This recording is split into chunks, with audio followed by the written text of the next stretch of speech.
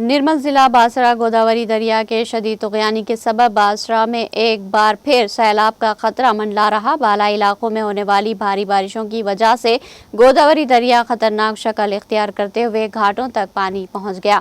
बासरा मंदिर की सड़क पर वाक़े कई लॉजों और मकानात में बैक वाटर दाखिल होने से मुकामी अवाम सख्त परेशान है। इस वक्त बासरा में शन नवरात्रि तकारीब अक़ीदत व एहतराम के साथ मनाई जा रही है। कल मौल नक्षत्रम के मौके पर बड़ी तादाद में अक़ीदतमंदों की आमद मुतवक्किल है। ताहम सैलाबी कैफियत के बाइस ज़ायरीन और ताजिर तबका दोनों ही फिक्रमंद है। मंदिर की गलियों तक सैलाबी पानी महज 100 फीट के फासले पर है, जिसके पेश नज़र दुकानदार अपने सामान को महफूज करने में मसरूफ़ हो गए।